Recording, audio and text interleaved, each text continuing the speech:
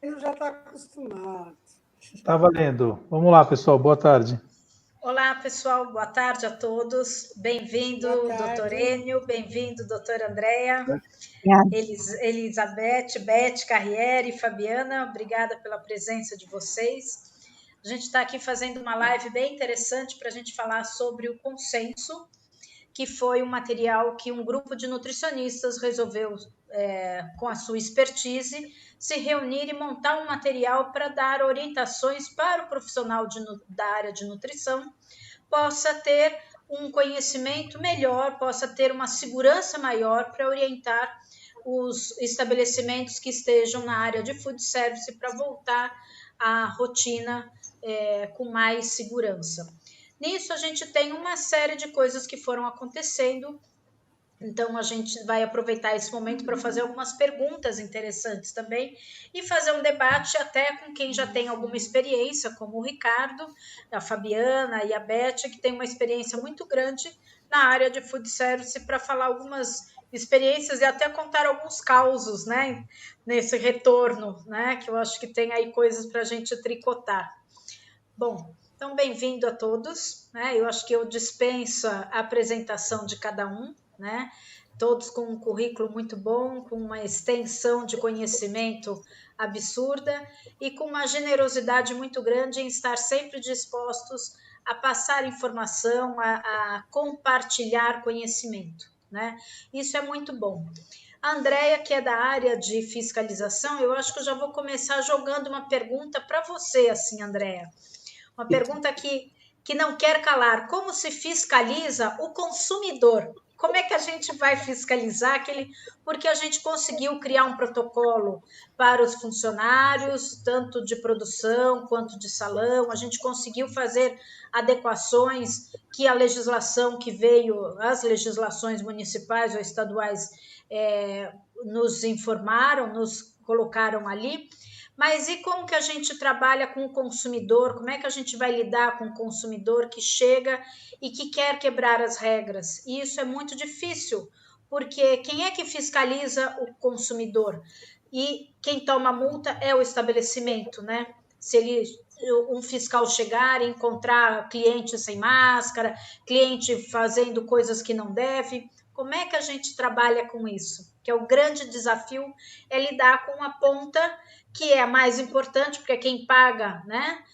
Como que a gente traz o consumidor para aquele estabelecimento, mas como que a gente faz ele seguir as regras? Eu creio que esse é o maior desafio nesse momento, né? Porque eu tenho visto o esforço do setor regulado fazendo a sua parte, né? Capacitando os colaboradores, mas eu mesmo saindo às ruas, indo aos mercados, eu vejo os comportamentos inadequados dos consumidores, né? E aí é uma questão de educação, né? Não tem muito o que fazer. Num primeiro momento é educar. Até o consenso é bem interessante, porque tem alguns cases que vocês colocaram lá, e em todo momento vocês dizem educar, né? Então, o educar passa por conversar, passa por colocar cartazes, passa por falar com a pessoa, e muitas vezes o outro consumidor é o próprio fiscal, né? A fiscalização não é onipresente, mas você sempre tem alguém lá do lado que está observando, às vezes vai até você, chama atenção para o comportamento inadequado, né? Então, isso tem acontecido muito, mas eu não vejo outra forma senão, primeiro, né, conversar educadamente, não havendo nenhum acordo, né, que se realmente possa utilizar a força policial, não tem outro jeito mesmo. Infelizmente, nós temos ainda uma população muito deseducada do ponto de vista de segurança, de risco, enfim. Mas eu penso assim, educar primeiro e cobrar depois. Então, você sugere até que o estabelecimento tenha que pedir ajuda Sim, policial para sim. resolver, porque E muitas eu, vezes está envolvido ali bebida e a pessoa que está também um pouquinho mais, né, alegre ali, ela perde um pouco também os limites, né? E eu vou dizer para vocês que tanto a GCM quanto a Polícia Militar, eles são extremamente prestativos, principalmente quando a vigilância sanitária, muitas vezes aconteceu de precisar de suporte, né, da polícia, mas nesses casos eu tenho visto que a Polícia Militar, a Polícia Civil, nem tanto, e a GCM, eles têm cooperado bastante nesse processo, inclusive acompanhando as equipes de fiscalização aí Brasil afora. Perfeito. Enio, e você? Eu? Como é que a gente trabalha com esse consumidor que põe em risco, e ele realmente pode pôr em risco? Qual é o grande risco que o consumidor pode colocar em xeque um estabelecimento que tentou fazer tudo certinho, está com o protocolo certo, e qual é o perigo? Por exemplo, vamos trabalhar em cima de o buffet de autosserviço, né? Como é que a gente, até que ponto esse cliente pode pôr em risco? Em primeiro lugar, André, obrigado, viu, por a gente estar presente aqui nessa live, que eu achei ótima. Parabéns pelo texto maravilhoso desse trabalho que vocês fizeram, né? Achei lindo, muito bom. E isso aí tem muito assunto e é bem rico, certo? Agora, essa pergunta que você fez, eu tinha discutido isso quando fizemos o protocolo da ANR, lembra? Associação Nacional de Restaurantes? Eles já começaram, soltaram, e foi um monte de discussão, principalmente com donos de restaurante. A ANR reuniu os donos de restaurante e essa pergunta foi feita também. Você sabe que até hoje nós não respondemos, mas o que acontece? Que nem a Andréa falou, é uma questão de cultura, não tenha dúvida, e de seguir regras. Tudo na vida é uma questão de você entender e seguir regras. Quando você vai para um restaurante, você não pode ter risco para você, nem para o outro, nem para o estabelecimento. Vamos pensar assim. Vamos pensar em vírus, tá? Não vamos pensar em bactérias que saem para o alimento, que não é o objetivo. O objetivo é vírus. Se eu estou no restaurante que tem cartazes, olha, aqui nós higienizamos tudo, é tudo preconizado para você, divisão das mesas, sabe aquele protocolo de reabertura que já foi muito discutido? Aí o consumidor, ele tem que se sentir não só valorizado, mas ele tem que sentir as regras. Então ele tem que entrar. O que ficou decidido? Ele vai entrar, ele está de máscara, correto? Mas ele não vai comer de máscara, mas ele vai entrar de máscara. Ele tem que lavar a mão com água e sabão, tem que ter lugar para lavar a mão com água e sabão, ele vai ter um álcool gel, certo? E vai sentar nas mesas. Ele vai ter que pegar, ficou parado por um tempo, o tal do self-service, né? Ele pegar no... Olha a dificuldade. Você acha que uma pessoa que estaria portadora do vírus, na realidade ele vai tirar a máscara para comer, ele põe a mão, entende que ele fica na mão. Ele vai pegar no pegador, lá num pegador, num concha, madeira, essa coisa toda. Ele pode deixar o vírus lá. Aí vem um outro e pega. Impossível uma pessoa higienizar os cabos de tudo que você imagina a toda hora. Isso não existe. A cada cliente. Pelo amor de Deus, esquece isso. Não existe também. Então, o que fizeram no início? Fizeram o seguinte, acabou o selfie. O buffet tinha com a pessoa servindo, lembra? Ou você fazia o empratado pronto, que a pessoa pegava, isso eu acabei vendo, ou então alguém servia, como cozinha industrial. Você fica lá servindo as pessoas. Eu estou percebendo que isso também já está caindo. O pessoal já está começando a se servir, né? Está indo servindo. Agora, tem outra. Eu não vejo grande risco se a pessoa, o consumidor, lavou as mãos. Você sabe que lavar a mão com água e detergente, água e sabão, o vírus é muito sensível ao detergente, ao processo tensoativo. Só com água e sabão, você inativa aquela proteína que ele tem em cima, você não vai mais pôr a mão em lugar nenhum lá dentro. Uhum. Então, vai ser muito difícil transmissão neste modo. Então, se o consumidor, aí entra aquela pergunta de novo, é a educação do indivíduo em seguir uma regra pré-estabelecida. Não tem como seguir, o cara vai fazer escândalo, ou não deixa ele entrar, ou chama a polícia. Aí é uma coisa, questão de que não vai pelo amor, vai pela dor. Já aconteceu, você viu? Gente não querer fazer. O cara deu um escândalo miserável na entrada. Agora, eu não vejo saída, a não ser realmente o indivíduo se conscientizar que ele pode não estar contaminado, mas ele tem que seguir uma regra que é comunitária. Não tem saída. E ele Entendeu? Usar a máscara para se servir, quer dizer, ele está protegendo, porque muitas vezes as pessoas conversam em cima, né? Ah, eu quero isso, tem mais, tem não sei o quê, né? Então, eu acho que se ele mantém a máscara enquanto ele se serve, é uma coisa muito importante, né? Eu duvido, viu? Eu duvido que ele vai manter, eu duvido. Ele vai entrar no restaurante e ele vai tirar a máscara. Você não tem a dúvida. Aí, é uma questão muito pessoal. Ele tem que saber que ele não pode espirrar, tossir, nada. Isso é muito difícil, é muito fictício. É muito difícil você conseguir pôr na cabeça do consumidor essa regra toda. Ele vai ficar de máscara para se servir, mas na hora de comer ele tira a máscara. Depois ele vai sair e põe a máscara. Ai, isso vai ficar no ar, viu? Vai ficar no ar. E eu vou jogar essa pergunta agora, dando continuidade, para o Ricardo, né? Que eu vou pôr ele de saia justa agora, que é como a gente orienta o cliente aonde colocar a máscara enquanto come. Como é que a gente resolve este imbróglio? Ele vai pôr a máscara em cima da mesa? Ele vai pôr aonde? No bolso? Aonde ele vai pôr? O estabelecimento vai ter que dar um saquinho para ele guardar a máscara? Como é que a gente resolve isso? Você não esperava essa, não? Bem, vai ter volta. Bom, eu acredito. O que eu faço? Eu levo o meu saquinho para colocar a minha máscara. Então, ele anda comigo. Em todo lugar que eu chego, eu tiro a máscara e boto dentro do saquinho.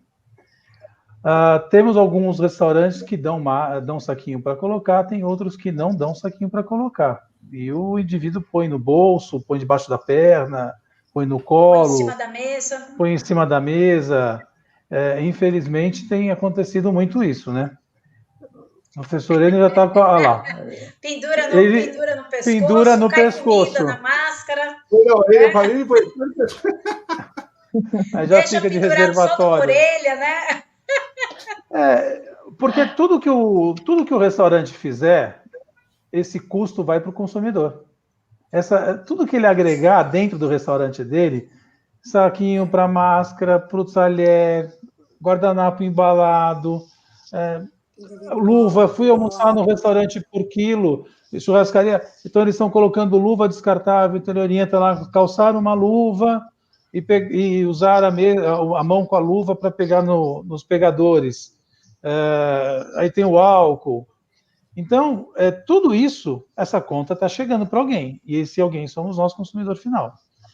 Porque a conta do restaurante, eu não consigo fechar, porque eles estão tendo, os benefícios estão acabando, já se esgotaram agora dos colaboradores, voltou o salário normal, quem vai ter que pagar é o dono do restaurante, ele diminuiu a quantidade de produtos, de serviço, então, o cardápio, eles tiveram que enxugar um pouco isso, não tem o que fazer. Eu acho que tem que diminuir o medo, as pessoas têm que parar de ter tanto medo e começar a voltar a viver a vida, dentro dos cuidados preconizados pelos órgãos que estão aí nos indicando o que fazer. A vida tem que continuar, então as pessoas pararam de ir ao hospital, ao médico, são doenças extremamente graves que as pessoas pararam de olhar, e está todo mundo olhando para o Covid. Então, dentro do restaurante, eu vou deixar para o André e para o professor Enio, que as DTAs, as doenças transmitidas por alimentos, estão aí, e todo mundo esqueceu de falar sobre elas. Quer dizer, estão preocupados em usar máscara dentro da cozinha e não estão lembrando dos demais riscos que a gente tem da contaminação do alimento para o consumidor. A gente já sabe que o alimento não leva a Covid para o consumidor. Então, como a gente vai colocar e se comportar dentro da cozinha? Como é que o colaborador vai estar lá dentro? Acho que é isso que é importante. Então, assim, o consumidor ele está mais atento às boas práticas. Então, o que o professor falou. Chega o consumidor na pizzaria e fala que o pizzaiolo está sem máscara, e briga e que acha um absurdo. Ele está na boca do fogão para ver a temperatura que ele está sentindo ali, ele não conversa com ninguém. Será que a gente não consegue orientar e melhorar isso? O que nós podemos fazer, né? Então, a minha pergunta é essa para a Fabiana, que trabalha com bastante churrascaria e com pizzaria, né? Que tem ali os pizzaiolos. Você acha, Fabiana, que ali é uma temperatura muito alta? O doutor Enio pode confirmar isso para a gente, mas o vírus é muito sensível a temperaturas acima de 30 graus, né? Então, quando a gente trabalha ali com um funcionário que está num ambiente extremamente quente, que é aquele boca de fogão, boca do forno, será que é interessante pôr um cartazete informando que o vírus morre com determinada temperatura e que por isso o funcionário, isso caberia?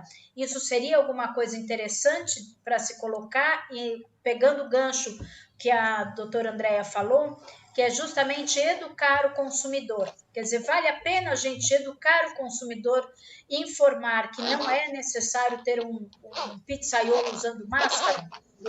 O que você acha? O que você consegue fazer isso? Você consegue implementar?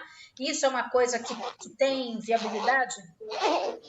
Então, o que a gente tem feito em alguns clientes nossos, principalmente, né, na pizzaria, que o pizzaiolo fica ali até isolado de todo mundo, ele fica ali quietinho. Em alguns momentos a gente recomenda assim que ele tire, porque eu já tive caso de um pizzaiolo que quase desmaiou por conta dali de ficar sufocado. Então já não tem muito oxigênio por conta da máscara, ainda não tem oxigênio por conta do fogo alto que tem ali que está vindo do forno a lenha. Então a gente acaba orientando, e eu acho sim, André, que a gente pode sim sinalizar, né, esses clientes nossos pizzarias, eles começaram a abrir, né, faz pouco tempo, por conta, até então eles estavam só operando com o delivery, então não tinha tanto contato, assim, com os clientes. O que a gente mais preconizava é que houvesse um cuidado ali, né, na interação com os outros funcionários, mas mesmo assim ele acabava ficando muito isolado. E eu acredito sim, agora com essa reabertura, né, que a gente, desses clientes de pizzarias que estão abrindo o salão, a gente orientar, sim, principalmente o funcionário a se comunicar melhor com o cliente, né, que é aquilo que a gente estava falando do consumidor logo no começo com a doutora Andréa. Então, o que a gente fez muito nessas reaberturas foram os treinamentos com os colaboradores, para que eles tivessem na ponta da língua uma resposta muito técnica, né, para dar aquele suporte para o cliente, para deixar aquele cliente mais tranquilo em relação a toda a operação que a gente fez. Então, esses locais, esses restaurantes, eles podem colocar até nas informações no próprio QR Code. A gente teve cliente que colocou dispenser sobre as mesas, enfim. Eu acho que é importante, sim, orientar o cliente, porque, de verdade, é a principal barreira que a gente tem encontrado. Os colaboradores, todos têm seguido à risca. O mais difícil é o próprio cliente se adequar a todas essas normas, né, que estão aparecendo. E eles questionam muito a utilização de luva. Por que não está utilizando luva? Então, a gente orientou bastante os colaboradores a darem essas respostas, assim como esses colaboradores que, devido à alta temperatura, acabam tendo que retirar a máscara por conta de se sentirem melhor. Então, a gente também orienta muito aos colaboradores que estão ali no front para darem essas orientações para os nossos clientes desses procedimentos que a gente tem adotado. E, doutora Andréa, é viável essa regra de colocar uma informação, tentar orientar o cliente de que não pode, não é necessário usar a máscara ali na boca do forno? Isso teria fiscalização? Sofreria multa, alguma coisa assim? Com certeza, com certeza. Porque, como eu estava comentando um pouquinho antes, né, antes da gente entrar na live, muitas vezes essas normas são feitas porque não entende muito bem do assunto, a gente sabe disso, né? Não houve tempo para estudos a respeito disso, né? Análises laboratoriais, o mundo inteiro foi pego de surpresa. Então, se pecou pelo excesso, né? E há também excesso na lei, nas normas. E se houver alguma denúncia pontual indicando a falta de cumprimento do que está previsto na legislação, é passível, sim, de auto de infração, infelizmente. Ainda que isso possa estar respaldado por um argumento técnico. Doutora Andréa, aproveitando essa questão, esse gancho, que é uma coisa que surge muito, até saiu numa revista bem famosa, de grande circulação aqui em São Paulo, na capa, né, falando sobre as condutas dos restaurantes, e nessa capa dessa revista, todos os colaboradores estavam usando luvas. Aí o que a gente se depara é com o cliente cobrando a utilização de luvas no salão. E aí a gente que está ali, né, no dia a dia, na operação, a gente acaba notando muito que esses colaboradores não trocam com frequência, que deveriam ser trocadas essas luvas, não higienizam corretas mãos, né, e aí acaba negligenciando o ato de lavar as mãos por se sentir protegido com a utilização de luva. E o cliente também acaba se sentindo protegido por conta desse funcionário estar utilizando as luvas, né? O que você pode falar para a gente sobre isso, né? Se chegar uma fiscalização, a gente também pode ser autuado. Como você vê essa operação toda? Sim, porque o fiscal ele está restrito ao que demanda, é o mandamento da lei, entendeu? Então, se lá na lei está dizendo que tem que usar luva, que tem que usar máscara, o face shield, entendeu? O fiscal, no momento, ele vai fotografar aquela situação e vai comparar com o que está escrito na lei. E ele não pode deixar de fazer cumprir a lei, o que está previsto na lei. Então, em algumas situações, ele vai ter que tomar atitude fazendo, por exemplo, lavrando um auto de infração. O que não impede também de, no momento da defesa, alguns argumentos técnicos virem à tona, né, contra-argumentando o mandamento da lei, né, mostrando de modo técnico que é possível garantir uma certa segurança com esse procedimento, e depende também do fiscal analisar e aceitar ou não essa defesa, entendeu? Acontece em algumas situações, já aconteceu comigo também, não é que eu deixei de cumprir a lei, eu simplesmente aceitei um argumento técnico, né? Porque muitas vezes a lei ela fica defasada em relação ao que a ciência está trazendo, né, de informação. Então, você pode, nesse momento, até aceitar esse argumento técnico, mas, de maneira geral, como as coisas vieram muito rápido e sem preparo de nenhuma das partes, é mais provável que o fiscal exija o que está previsto na lei. E essa fiscalização, ela está tendo um foco mais orientativo ou mais um foco punitivo? Como é que os fiscais estão se posicionando? Eu saí, né, já faz um ano, mas eu converso bastante com eles, e as primeiras equipes que saíram às ruas foram com foco de orientação. O que não está sendo orientado mais é a questão da máscara. Se tiver algum consumidor sem máscara ou algum colaborador sem máscara, realmente é um momento que eles estão mais autuando, é o uso de máscara. Até essa semana está tendo novas convocações para mais fiscais para exigirem o uso de máscara. Estou sabendo que vão ser convocados mais fiscais para isso. Tá. Enio, tem uma pergunta interessante que veio aqui, falando da temperatura que eu tinha falado da boca do forno, né, alto, mas a gente pensando no início, até se disse no início da pandemia, né, dizendo que aqui no Sudeste, né, nos países tropicais ia ter uma quantidade muito pequena, porque o calor natural já faria o vírus ter uma menor disseminação. E o que a gente tem é que justamente os lugares que mais tiveram disseminação foi Amazonas, né? Nordeste do Brasil, a gente teve uma disseminação enorme em lugares muito quentes. O vírus, como é que a gente lida com isso? Como é que a gente tem esses dois universos aí de entender qual é a temperatura ambiente, né? E a temperatura ambiente numa cozinha, a temperatura ambiente numa cidade, a virulência e a quantidade de micro-organismos, de vírus, para chegar a uma contaminação. Como é que a gente fecha essa conta? Andréia, eu estou muito claro nisso daqui. Nós temos duas situações. Primeiro, se o ser humano atingisse 70 graus de temperatura, morreria o vírus, entendeu? Ou de 45 para cima. Só que você não passa também, né? Você não passa da tua temperatura corporal. Então, o fato de contaminar mais ou menos num lugar quente ou num lugar frio não depende da temperatura ambiente. Depende de contágio. Se eu tiver no sul com, por exemplo, 0 graus, eu posso ter a mesma disseminação pessoal numa pessoa que, às vezes, está no calor. Isso não tem nada a ver.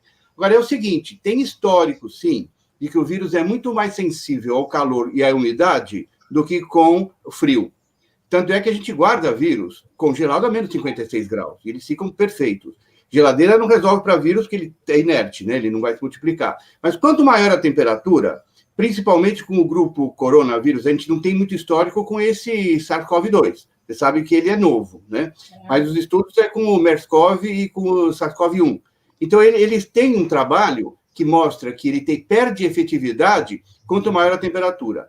Agora, volto a falar, o fato de no norte, por exemplo, ter essa disseminação é problema pessoal, certo? Se você observar aqui em São Paulo, lá o pancadão de Heliópolis, 2, 3 mil pessoas, todo mundo junto, tanto faz ter calor ou ter frio. O vírus vai passar do mesmo jeito, entendeu? Você lembra, por exemplo, quando a gente tinha as gripes, que agora tem inverno, influenza, você pega um ônibus fechado, alguém espirra lá no fundo e vai lá para frente, tanto faz a temperatura ambiente. Então, eu não vejo que seja a temperatura ambiente um problema de transmissão, e sim de inativação ambiental. Pode reparar, todos os casos de Covid lá desses lugares quentes, não foi por causa de ambiente, de superfície, de tapete, foi por causa de pessoa a pessoa. Isso é claro, entendeu? E diz a literatura também que quando você está no inverno, você tende a ficar mais junto, então você tende a passar mais. No verão, você tende a abrir mais, né? Você tende a separar as pessoas. Mas, mesmo assim, as pessoas ficam junto. E, muitas vezes, no verão, é onde tem as grandes festas. Todo mundo fazendo bagunça. Então, essa transmissão é feita pessoa a pessoa mesmo. Não é só ambiente. Mas que a temperatura interfere, não tenha dúvida. E a gente não teve nenhum caso explícito de contaminação que não tenha sido pessoa a pessoa, né? Então, nenhum caso veio à tona de alguém que pôs a mão numa superfície e se contaminou, né? Andréa, posso fazer um complemento? Quando você trabalha com o vírus, né, com contaminação, você tem aqueles 3 tipos. Você tem aqueles que as pessoas contaminam o alimento, vai ser a DTA, certo? Esse é outro grupo. Tem incluído aí 3 vírus comuns, rotavírus, norovírus, hepatite A. É outra coisa, você vai ingerir. Você tem aquelas transmissões que são por vetores. O mosquito vai lá, pica, você tem lá a chikungunya, a dengue, é outra coisa. Nós estamos falando nesse vírus que é contágio, é pessoa a pessoa. Então, se você prestar atenção na estatística, né, falando assim, brincando no grupo, você vai perceber que você transmite ou pelo espirro, ou pela tosse, ou pelas mãos. E entra pelo nariz ou pelo olho. Raramente pela boca, hein? Porque na boca você ingere. Agora, se você conseguir aspirar como se fosse nariz, tudo bem. Então, quais são os mecanismos comuns que a gente vê nessa pandemia? Ou alguém respirou a tosse de alguém, ou o espirro. Ou a mão levou. Lembre-se que roupa, tapetinho, sapato, embalagem de supermercado, não transmite, carreia, né? Eles fazem um carregamento dos vírus. Vamos supor que alguém espirrou lá no supermercado, você pegou aquele saquinho lá, que está lá de arroz. Está lá com vírus, você contaminou a tua mão. Quem vai levar esse vírus para você é a mão, não é o saquinho. Então, se você tiver o hábito de... Você que eu digo, né, André, não é para você, hein? Sim. É no sentido figurado. Se as pessoas tiverem o hábito de, pegou em alguma coisa, não tocar o nariz e o olho, você não vai pegar essa porcaria desse vírus. E se puder lavar com água detergente ou com álcool gel, que ajuda, né? Você sabe que fazer uma antisepsia com álcool gel, sem ter lavado as mãos, diminui 70% a eficácia. Porque a gordura da mão e a sujeira, até lá, ele fica embaixo, protege, ele fixa os micro-organismos. Então, aí seria o ideal lavar a mão com água e sabão, mas um álcool funciona. Eu duvido que alguém vai pegar um vírus, enfiando a cara no chão, cheirando o sapato, cheirando o tapetinho. Isso não tem história. É a mão. Ou seja, eu sempre digo que a gente tem 2 caminhos de contaminação. A autocontaminação, aquela pessoa que ela mesma se autocontamina, né? Então, é ela que vai pôr a mão no nariz ou no olho, esfregar o olho. Então, este é um hábito que cada pessoa tem que fazer a sua mudança, né? E a outra é 2 pessoas conversando, uma tossindo ou espirrando na cara da outra, né? As 2 sem máscara, né? É esse o grande... Quase 90% das contaminações está aí. Sim. Entendeu? E o hábito da higiene das mãos, que é isso que desde a Idade Média a gente teve a valorização da importância da higienização das mãos para algumas contaminações que tiveram lá na Idade Média e que até hoje parece que tem gente que continua não entendendo a importância que é água e sabão na vida das pessoas. Lógico. Né? Desde a época daquele Ignaz Semmelweis, né, que trabalhava com infecção puerperal, né, naquela época antiga, ele já descobriu que era a mão que levava os micro-organismos. Isso na infecção puerperal, na infecção de pró-cirúrgica, né, na infecção que você pega por contágio.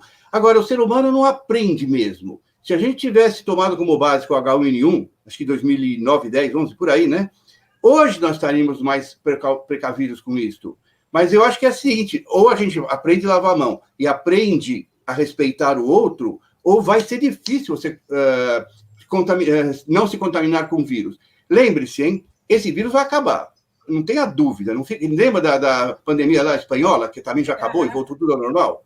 Esse vai acabar. Aí vem outro. Pensa que vírus é uma brincadeira? Vírus é um ET louco, não tem esse vírus do Covid não tem caráter, não tem filosofia, não tem expressão, ele é louco, ele pega qualquer coisa. Ele entra no teu organismo, vai lá para o sangue, ataca outros tipos de células. Ele não é um vírus normal, é um vírus anormal. Ele vem outros também, muito curioso. É higiene, não tem saída. É hábito de higiene. Quando a gente lembra que lá no século passado, os médicos faziam cirurgia em vários pacientes e eles trocavam de paciente sem lavar as mãos, né? Depois falava que a pessoa não resistiu, né, à cirurgia, né? Então, é assim até hoje. Então a gente a gente comenta essas coisas e parece um absurdo, mas em dias de hoje acontece isso, né? Beth, pegando esse gancho, eu quero que você comente nessa sua experiência de educação. Por quê? A gente comentou aqui que tudo está trabalhando em cima da educação. Educação junto ao consumidor, né? Orientar o consumidor, orientar a educação de lavar a mão, tornar hábito. E como você, que trabalha bastante na parte de educação com funcionários, como é que a gente educa, por exemplo, o funcionário a trocar a máscara? Porque a gente já sabe que ele tem a obrigação de usar máscara, senão o local vai tomar multa, né? E a multa é cara. Então, manda usar máscara. A gente tem colaborador que às vezes não troca a máscara durante a semana, né? O que dirá no dia? Então, assim, como é que é o protocolo de aquela coisa de a cada 2 horas, 3 horas trocar de máscara? Que tudo é custo, né? Você ter que dar mais máscara para o funcionário, cai o que o Ricardo falou. Como é que a gente trabalha em cima disso? Exatamente. Olha, nas consultorias, a gente eu sinto nas minhas o proprietário, o dono preocupado com essa questão. E tem conseguido que eles troquem as máscaras a cada 2 horas, e aí eu oriento ter uma lixeira com pedal exclusivamente para essa troca, e eles estão optando por dar uma embalagem para o funcionário, para ele levar essa máscara embora e higienizar. Tenho conseguido que se dê máscara para 2 dias, porque muitas vezes a máscara não vai secar, até que ele chega em casa, até que ele lava, isso não vai secar. Então, tem acontecido desta forma, eu tenho orientado e tenho conseguido. No self, eu também consegui que o funcionário na porta coloque o álcool gel na mão do cliente e usando uma luva de plástico para ele utilizar os pegadores. Mas na questão da máscara, eu sou muito partidária de educar, de dizer, olha, você vai usar máscara até o momento que você começar a se alimentar. O que eu tenho observado é que o cliente acho que está mesmo medroso e está conseguindo fazer dessa forma. E dentro da cozinha é que é a maior dificuldade. Aí é a dificuldade. Por vezes você encontra o funcionário com a máscara aqui, porque cansou, porque está muito calor, porque precisa falar com o colega. Então, treinamento, e assim, eu opto por reunir a equipe todos os dias, no final da operação, 5 minutos, 10 minutos, e reforçar a questão do uso da máscara e quando for uma cozinha maior, em alguns momentos, a gente promover o distanciamento, porque pedir para eles ficarem calados, isso é uma coisa que a gente sempre pediu. É como o doutor Enio fala, as contaminações estão aí, as bactérias estão aí, e nada mudou. A gente só precisa que eles realmente façam o que nunca fizeram. Mas a gente sente aquele medo, porque o coronavírus é diferente das outras bactérias, que você não vê a doença, que você não assiste tanta gente morrendo por causa disso. Eu acho que esse medo ajuda um pouco a gente ter um pouco mais de adesão, consciência no uso dessa máscara. Perfeito. Eu acho sempre muito difícil mesmo a gente ter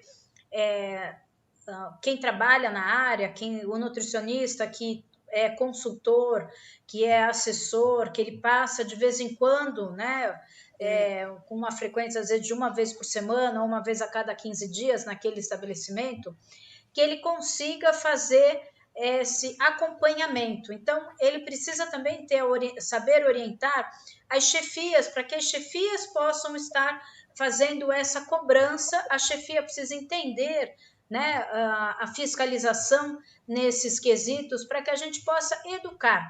Hábito é aquilo que se pratica diariamente, então a pessoa precisa praticar, né? Que eu acho que o Ricardo, a Fabiana, que já teve que sair, ela teve que está com compromisso pessoal, teve que se ausentar, mas o Ricardo, que tem também uma larga experiência com isso. Ricardo, como é que você conduz? Qual é a sua postura em termos de orientar os estabelecimentos, as chefias, os gerentes? Como é que você fiscaliza isso?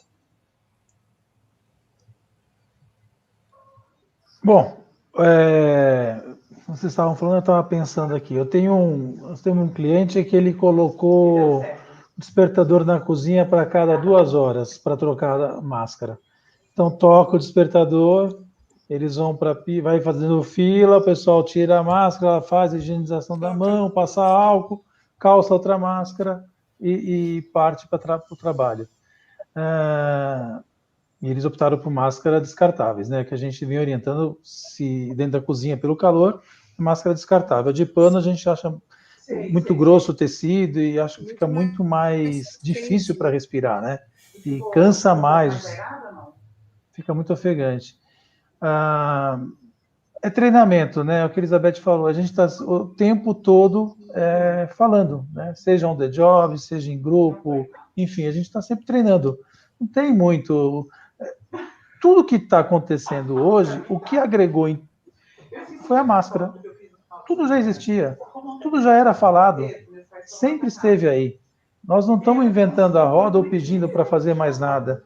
Doutor Enio já está cansado de falar sobre o cloro, sobre lava a mão. A água e sabão existe há 1000 anos. É só lavar a mão.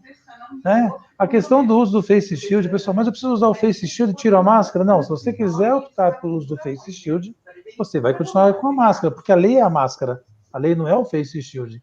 O face shield, que a gente tem visto o uso dele, somente nas áreas hospitalares, é para que a gente coloque a mão aos olhos, né? Leve a mão aos olhos, porque é muito simples. Toda hora a gente está cometendo algum erro. Eu duvido aqui no grupo, em qualquer lugar, se a gente não comete algum momento de estar com a mão sobre uma garrafa, um copo, alguma coisa, e leva a mão para os olhos. O doutor Enio estava falando, tenho renite.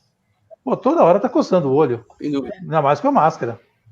Então, assim, doutora Andréia, dentro da cozinha, a gente usa máscara descartável. No salão, máscara e óculos ou face shield, ou só a máscara. Luva, eu tiraria a luva. Acho que o pessoal fala aqui do lado, não, luva é muito complicado, porque eles ficam com luva. Passa álcool gel na luva, o álcool gel destrói o látex, não é isso, doutora Enio? Ele vai acabar aumentando a vazão do... Então, as pessoas precisam entender como é que funciona. É melhor lavar a mão o tempo todo. Sim. A cada meia hora, lava a mão e álcool. Com certeza. Não sei, Eu tenho uma e tem um outro aspecto aí, né? O uso constante do do álcool gel, que também causa soluções de continuidade na pele, que favorece a contaminação por bactérias, especialmente estafilococcus, não é, Enio? Sim. Você sabe, Andréa, Ricardo, eu fiz um trabalho que a Ana Paula publicou, nós analisamos 1.800 mãos. Olha, foi um trabalho grande, né? Nossa. E trabalhamos com 200 luvas. Você sabe uma coisa curiosa? Eu trabalho com higiene faz tempo, e eu vi que as coisas vieram melhorando. A gente está ruim ainda, mas vieram melhorando bastante. Nós conseguimos descobrir que 11% de quem lava a mão ainda continua com ou pseudomonas, ou estafilococcus, ou uma coli. E o estáfilo diminuiu bem. E curioso, quem usa luva também, viu? Porque a hora que você usa uma luva, primeiro você tem que tomar cuidado que você não lava mais a mão. Tem que tomar cuidado com isso. Ela forma uma estufa lá dentro. Segundo, a luva passa a ter a mesma contaminação se você não trocar e não fizer uma coisa direito. Eu não vi muita diferença. Olha, falar a verdade. Com luva ou sem luva, não é esse o problema, hein? Eu vou te falar a verdade. Estou falando de bactéria agora, tá? Bactéria para o alimento, não do vírus para a gente. O vírus para a gente é outra coisa. Mas mesmo assim, para vírus, acho que a luva não funciona. Agora, se a pessoa tiver consciência, né, no controle de alimentos, lembra que a gente fala que você tem 3 chances de controlar a contaminação alimentar. Evitar a contaminação, evitar a sobrevivência, evitar a multiplicação. Lembra disso? Se você pegar um histórico das DTAs, 90% é que houve erro de tempo e temperatura, isso não tem a dúvida. Então, a gente deixa de só olhar para a mão, para a superfície, para a bancada. Você olha para a higiene, mas se você tiver uma sobra, quem vai matar é o calor, é a desinfecção do produto cru, ou é o tempo. Você pode até ter bactéria, gospe em cima, come em seguida. Não tem problema nenhum. O que não pode aumentar. Entendeu? Então, a mão deixou de ser um vilão para mim quando você tem outro controle. Ela só é vilã no delivery, né? Que eu acho que isso é um para ponto. vírus, que a pessoa pegue. Então, acho que isso, o delivery, eu acho que é um dos pontos que a gente precisa orientar melhor, porque cresceu muito. Antigamente, delivery praticamente era de pizza, né? E hoje a gente tem de tudo, em qualquer alimento.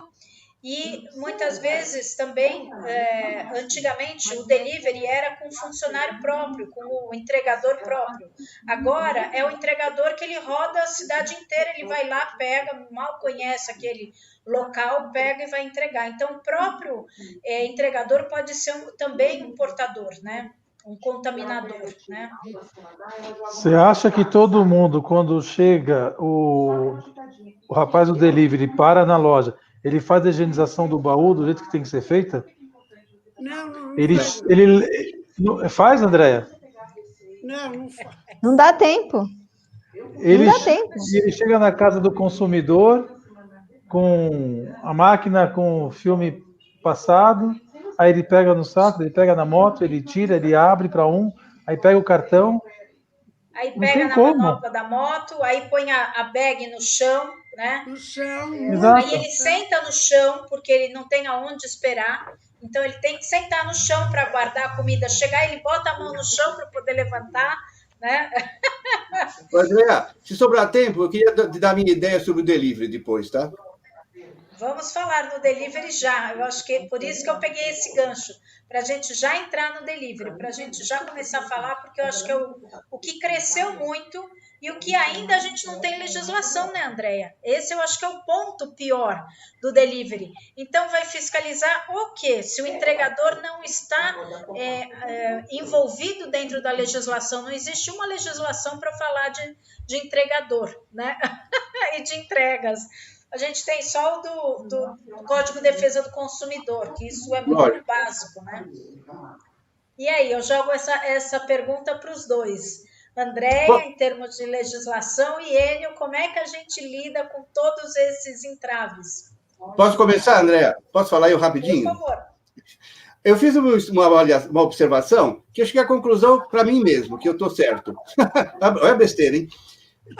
Você quer se proteger contra o vírus? Lembre-se de 3 coisas. Tem uma pessoa que produz o alimento, uma que transporta e nós em casa que vamos comer. Esqueça o que eles estão fazendo lá fora. Vamos proteger você. Primeiro, eu não pediria comida de um restaurante que eu não conheço, que eu sei que tem higiene, que é bom, que eu não vou comprar de qualquer Zé Boteco da esquina, que eu não sei o que vai acontecer. Mas, por exemplo, eu comprei de um restaurante que eu sei que tem nome, é bom e faz a comida direito. A minha é quase certeza que, ao produzir, o indivíduo teve higiene das mãos, teve higiene da embalagem, fez um alimento correto e embalou. Eu chamava de marmita antigamente, hoje é outro produto. Então, o que ele faz? Ele pega esse produto, fez o teu alimento, embalou e pôs uma embalagem secundária, a embalagem externa. Essa embalagem vai ser levada por alguém, seja motoboy, seja Uber, seja alguém. Bom, com certeza, esse indivíduo não lavou a mão, a caçamba dele não está higienizada, sei lá como é que ele está acontecendo, mas ele vai levar para você isso de qualquer jeito. Aí você está na sua casa, você recebe, põe lá na entrada, paga com cheque, seja lá o que for, cartão. Aí você faz o seguinte, põe dentro da sua casa, tá? Abre a embalagem secundária, mas não pega o produto. Vai lavar a mão, porque você provavelmente contaminou a tua mão com a embalagem secundária que estava contaminado com o motoboy. Bom, vai lavar a mão, passa um álcool. Vai lá e tira o produto de dentro da embalagem secundária. Tira aqui e põe na sua mesa. Volta, pega aquela embalagem secundária, embala e põe no lixo. Vai lavar a mão de novo. Você não tem que evitar a contaminação cruzada. Porque você se contaminou. Aí que está a contaminação cruzada. A hora que você lavou a mão de novo, com álcool, sabão e tal, acabou o problema. Não interessa que se o motoboy estava contaminado. O problema é que você, dentro da sua casa, eliminou o problema. Mas com a tua própria higiene. Se você não fizer isso, você está sujeito a todas as embalagens. Essa que é a minha ideia, entendeu? Andréia, diga você. Eu tenho um aspecto que eu acho importante falar, além dessa questão de você conhecer de onde você está pedindo, né? Que grande parte das pizzarias delivery, quando a gente fazia a fiscalização à noite, a gente ficava muito assustada, de coisas absurdas. Muita gente contratava ou pedia pizza de um lugar que nunca viu. Eu espero que agora, com essa pandemia, as pessoas se preocupem mais em olhar os bastidores, né? O que é possível, o que não é possível, manda denúncia, que a vigilância faz isso.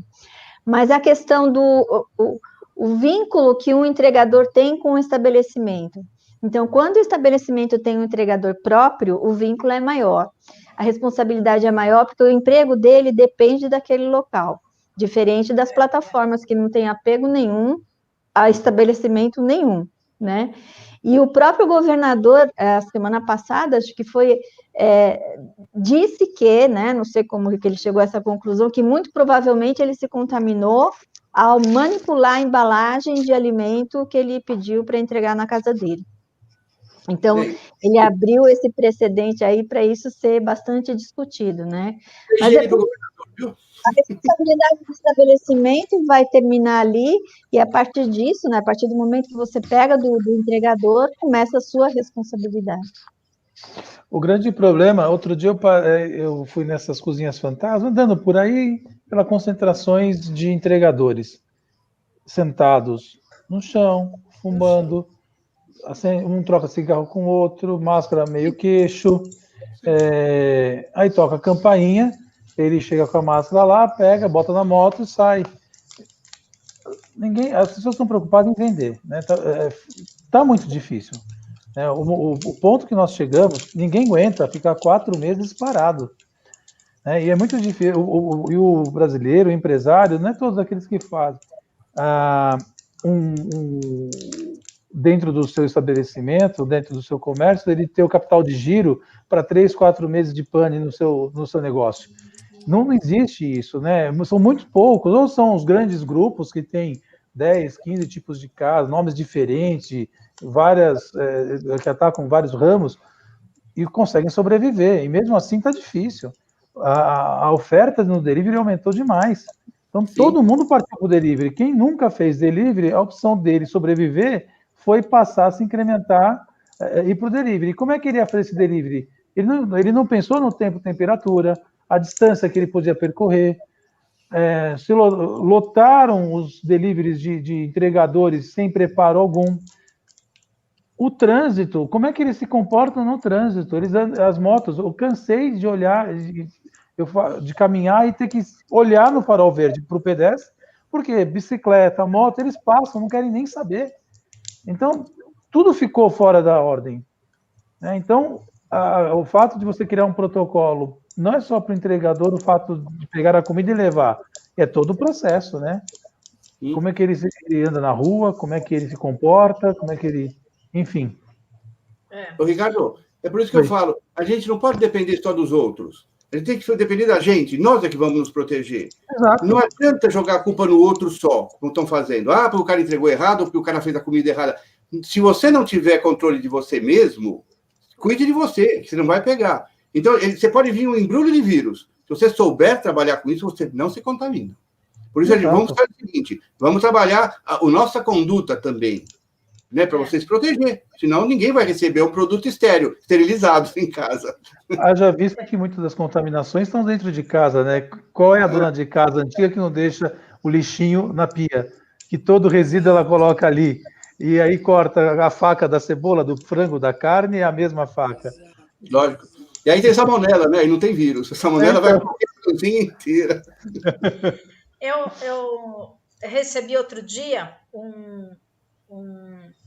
uma comida, um delivery, com um sachêzinho de álcool, né? Um sachê de álcool. Um paninho aqui com um sachê.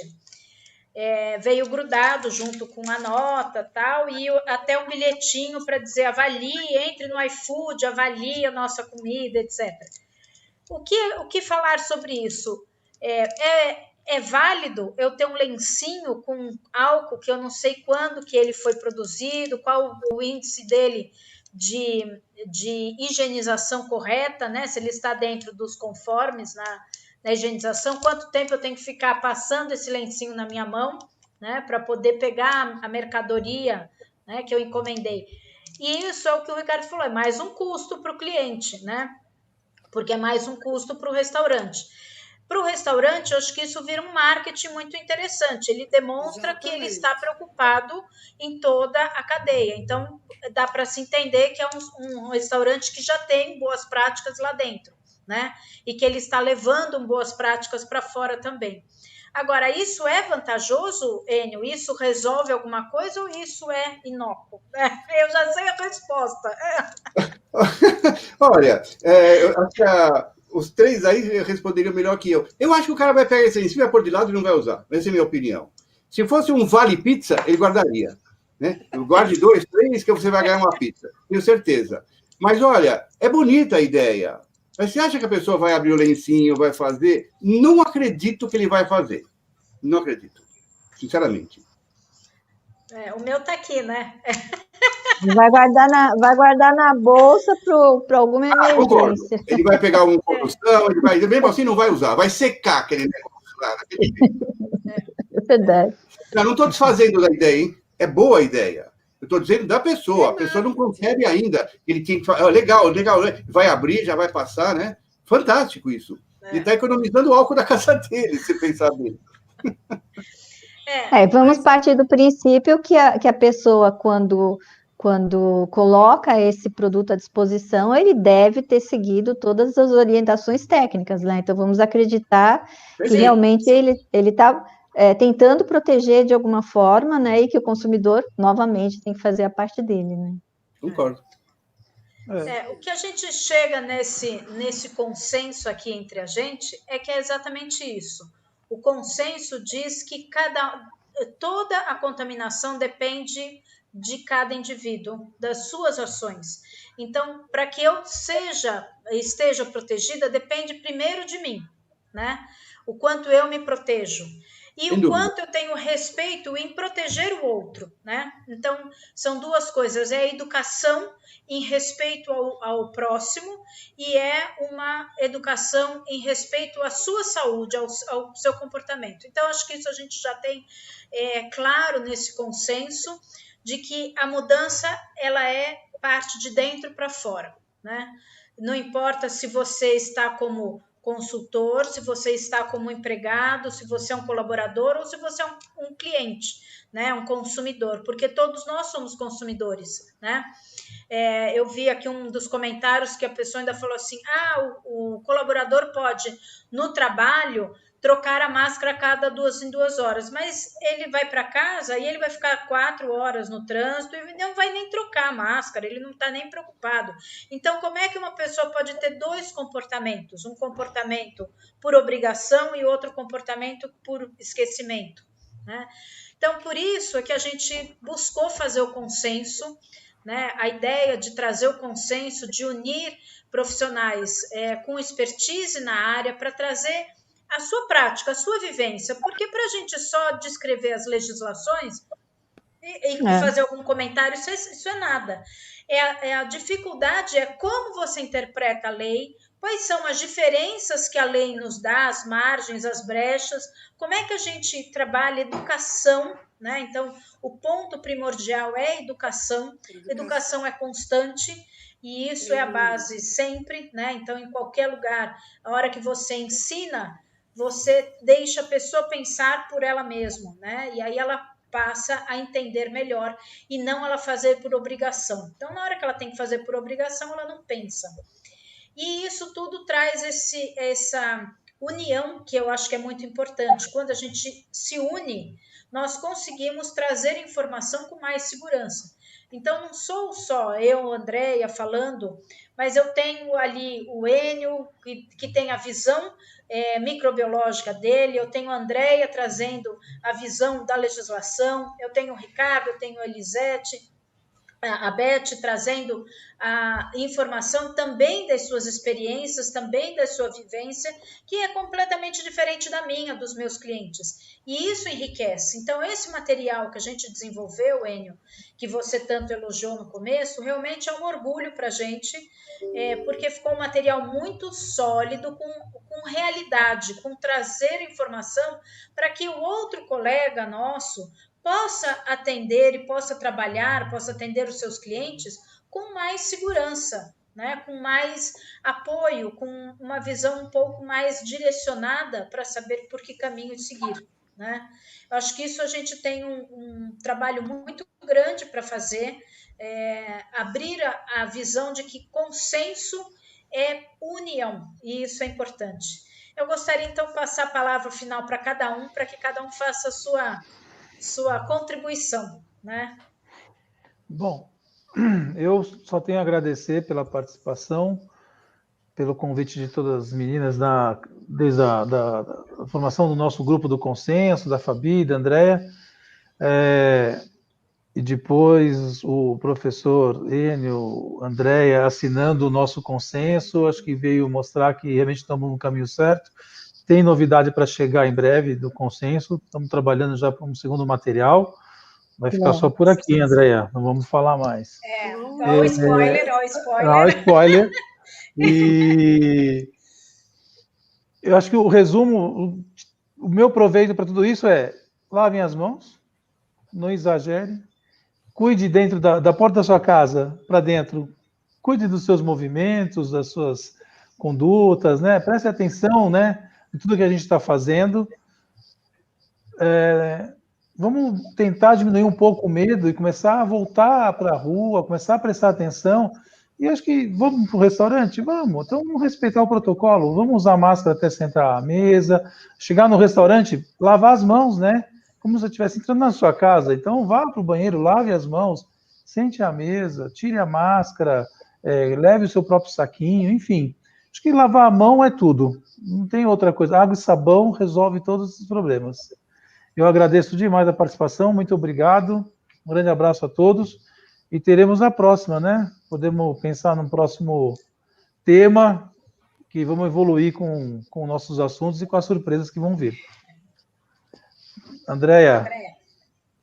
Bom, primeiramente eu quero agradecer o convite, dizer que eu fiquei super orgulhosa de ser convidada para fazer como a gente fala, né, dedicatória, prefácio do consenso, e eu estava lendo ele aqui e raciocinando e pensando a respeito de tanta coisa que a lei não tratou e que o consenso vai continuar trazendo. Então, essas lacunas da lei, elas podem ser preenchidas pelo consenso porque tem uma técnica por trás. né? Tem uma vivência diária que demonstra que, se for feito dessa forma, é seguro, né? Então, mesmo a lei não tratando, o consenso trata. Então, fantástico. E acho que tem que ser sempre atualizado, né?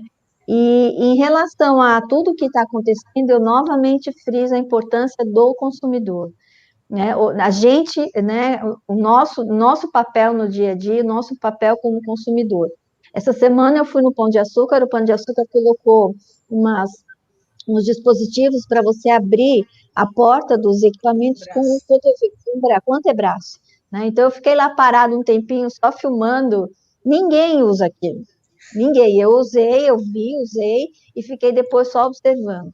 Então, essas coisas, assim, não adianta colocar também no Educar. Tinha lá escrito, mas as pessoas não estão assumindo o seu papel para contribuir que esse processo realmente se resolva da melhor forma possível, né? Então, por favor, colaboradores e consultorias, eu sei que vocês estão fazendo o máximo possível e a população que tem que se educar também.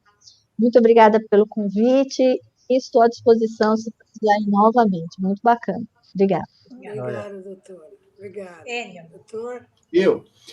Só para a gente finalizar, muito obrigado por terem me convidado, por acreditarem no nosso trabalho, né? Fiquei muito contente em poder fazer também uma parte do prefácio, né? E de estar com vocês. E trazer um pouco da experiência técnica que a gente tem.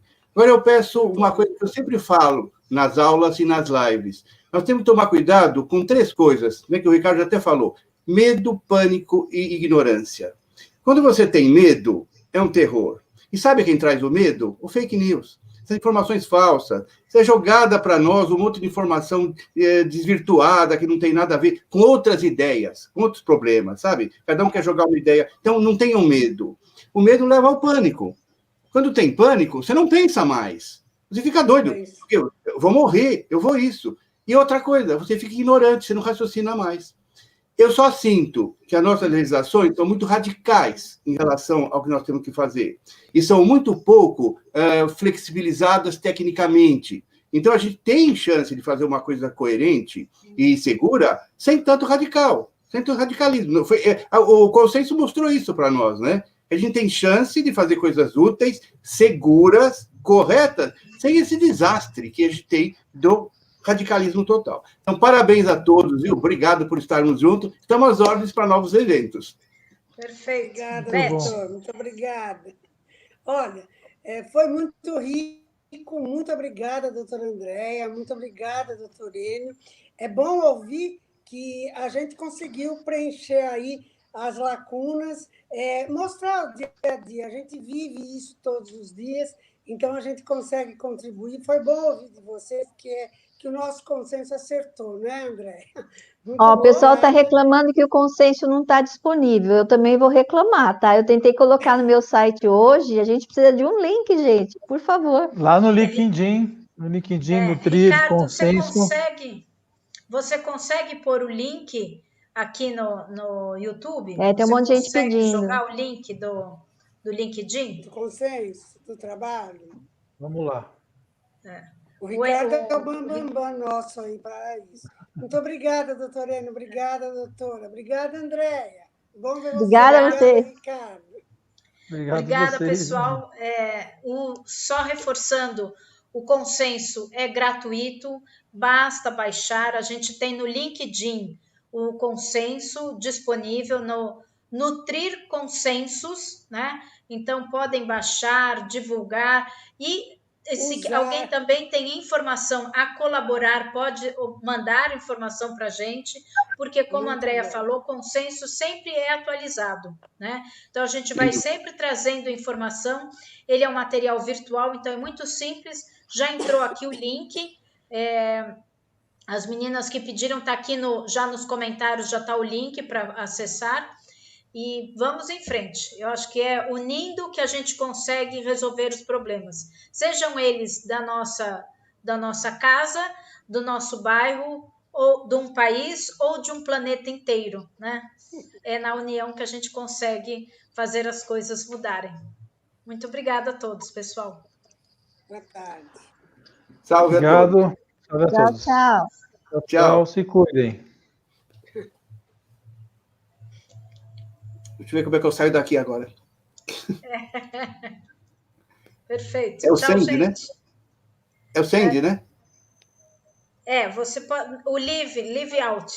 O Live. Tem ali onde tem o. Deu tudo certo aí? Deu para ver quantas pessoas tinha? Eu não sei ver, eu acho que é o Ricardo que vai ter essa informação, mas no YouTube a gente tem. Quanto legal. Tá gravando aqui. Live Studio. Estamos ao Vou vivo. achar aqui. Também sem óculos eu não enxergo. É onde